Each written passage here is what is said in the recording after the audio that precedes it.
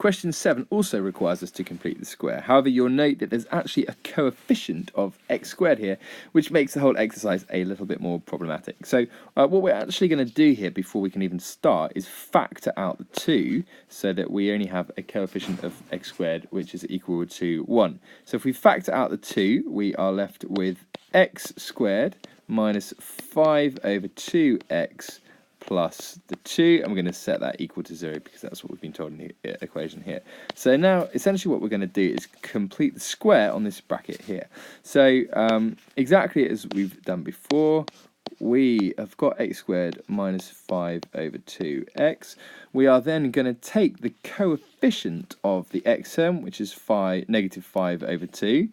We're going to half it, which would be negative 5 over 4, and then we're going to square it, which would give us 25 over 16, and we're going to add that to this term here, so plus 25 over 16. And remember, the reason we're doing that is that now this is a perfect square, which we can simplify in the next stage. However, again, we can't just add 25 over 16 to this side, which in fact has been multiplied by 2 here. So in effect, we have added 25 over 8 to the left-hand side of the equation.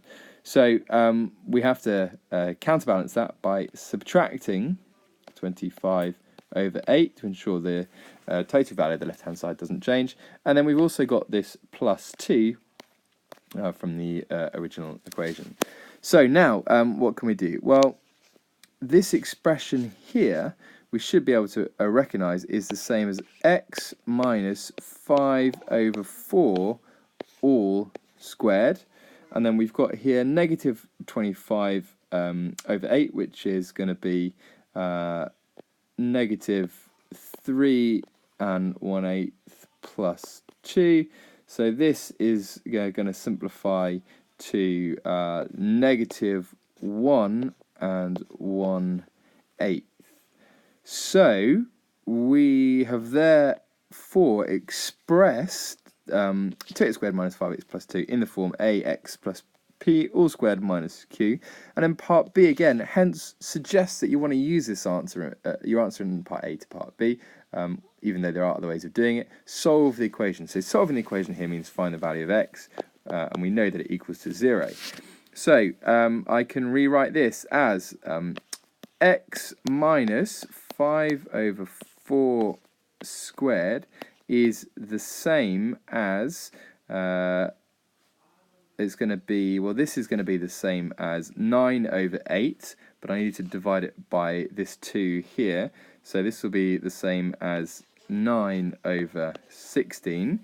I then need to take square roots of both sides.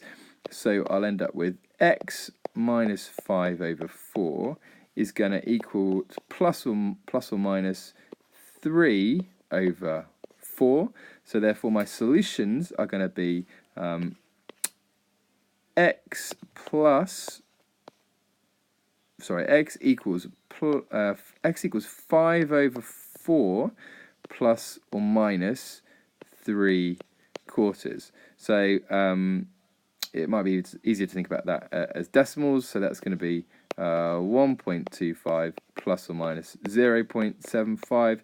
So therefore we can see that if we do 1.25 minus 0.75, that will give us 0.5, and if we do 1.25 plus 0.75, that will give us 2.0. So the two solutions are going to be here, x equals 0.5 or x equals 2.